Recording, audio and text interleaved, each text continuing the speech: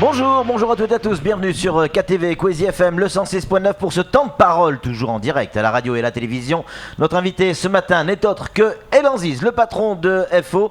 Avec lui, on va revenir sur le problème qu'il y a eu vendredi, notamment du côté du Code du travail, on va appeler ça comme ça pour l'instant.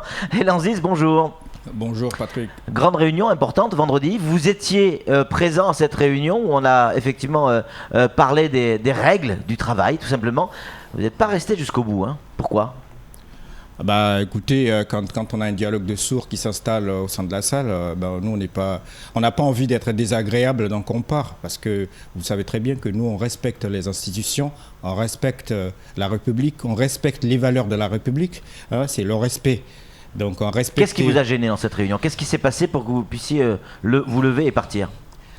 Écoutez, le Code du travail, moi, à mon sens, c'était une réunion d'information et puis on reprenait la parole et tout ça.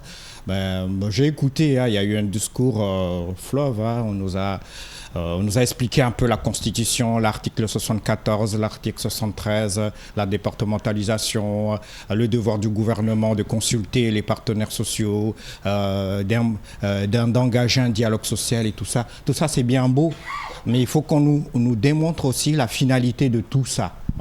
Donc moi, naturellement, je représente l'organisation syndicale Force ouvrière, donc j'ai pris la parole.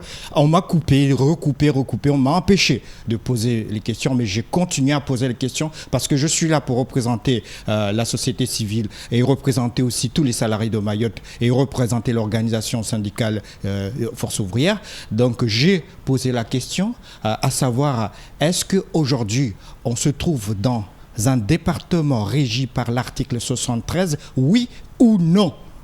Si on ne répond pas à ça, qu'on arrête de travailler parce que ça va être un peu chronophage. Parce que nous, aujourd'hui, on adhère quant à l'idée d'être et de vivre dans un département d'outre-mer régi par l'article 73. Vous n'avez pas le sentiment de faire un peu plus de la politique que du syndicalisme, là ? Mais écoutez, le syndicalisme, quand je parle de syndicalisme, parce que moi je suis formé dans le syndicalisme, donc moi j'appartiens à la famille Force ouvrière.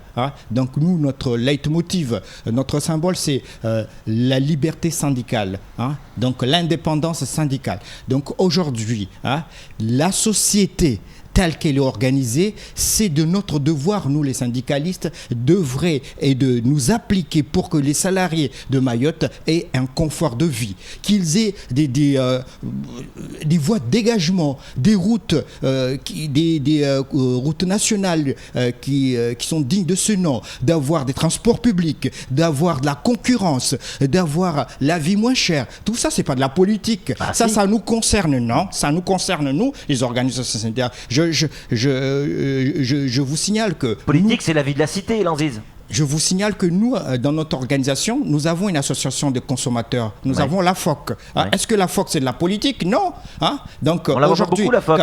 Donc aujourd'hui, quand on s'occupe... Mais là, vous me voyez, je représente l'organisation. Donc écoutez, Patrick, ne faites pas de...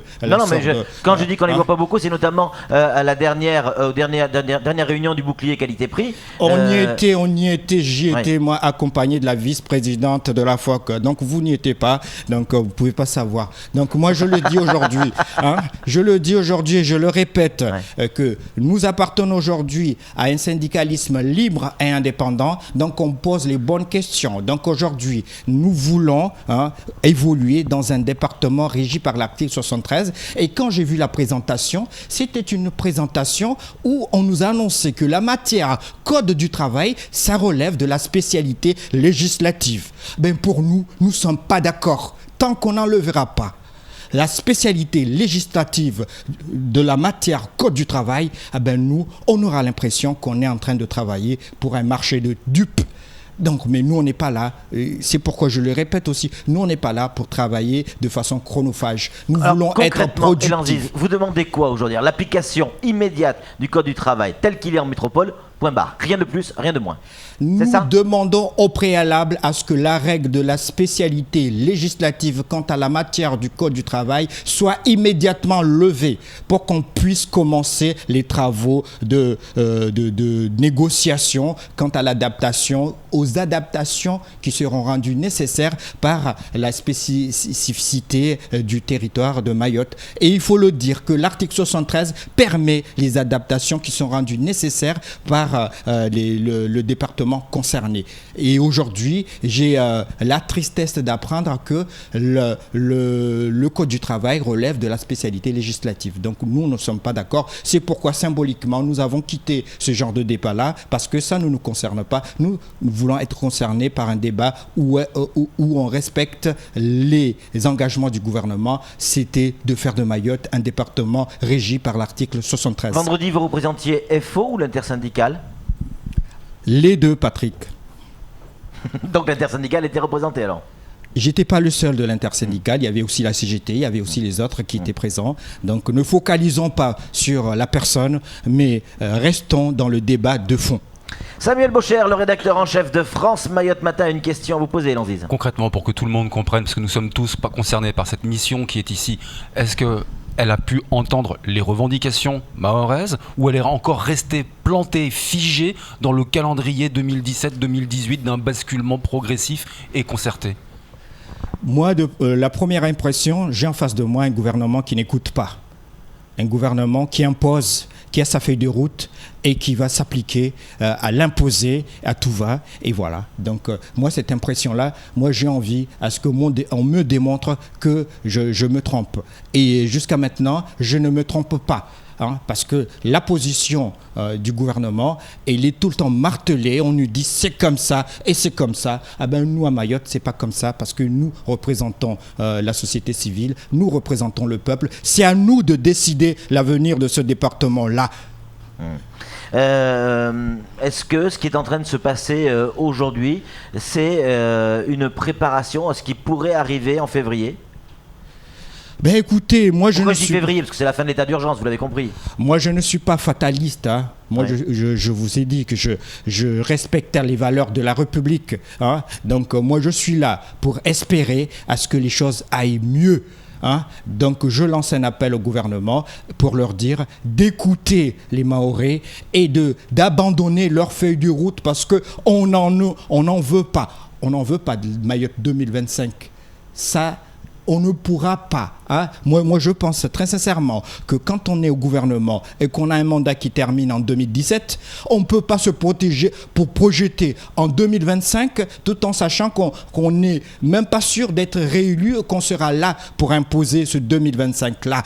Donc aujourd'hui, si on veut être honnête avec les Mahorais, qu'on fasse un calendrier qui s'arrête à la fin du mandat du gouvernement. Point à la ligne.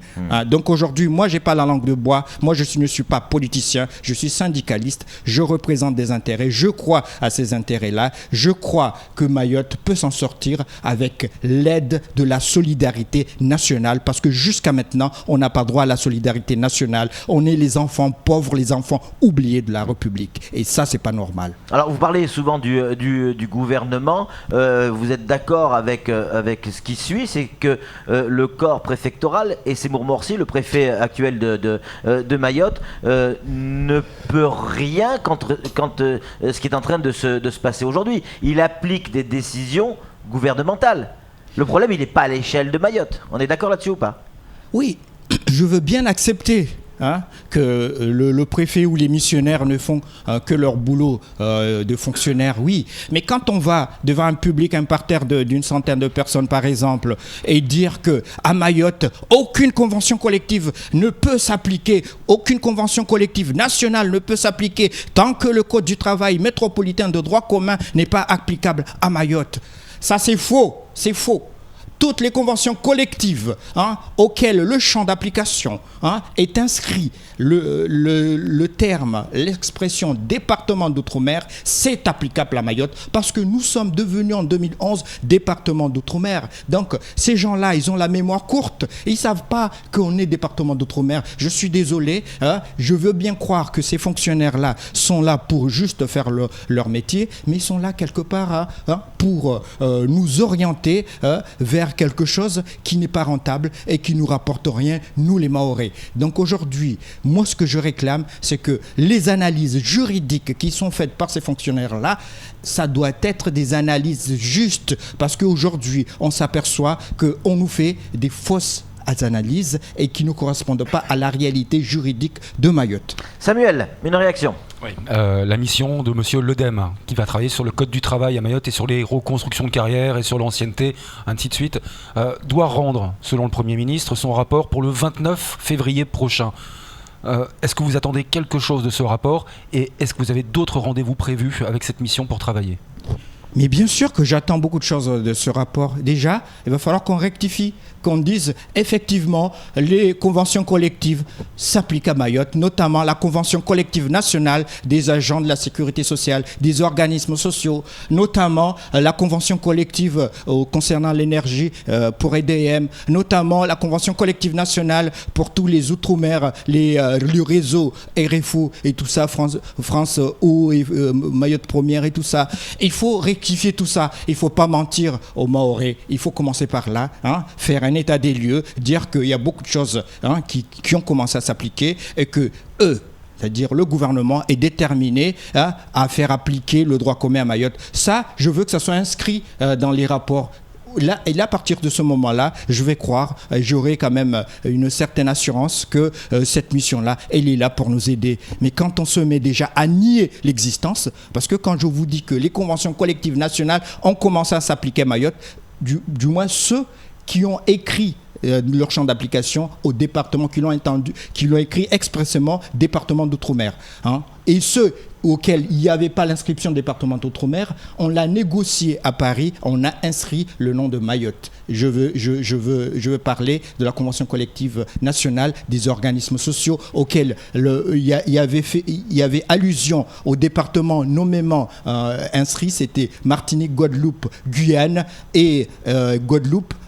Il manquait Mayotte, on a négocié au niveau national, on a pu inscrire Mayotte, non pas au niveau local. Donc ça aussi, il faut qu'il ait les assurances nécessaires pour qu'on retrouve la sérénité, pour qu'on revienne sur la table des négociations. Et Lanziz, il nous reste moins d'une minute.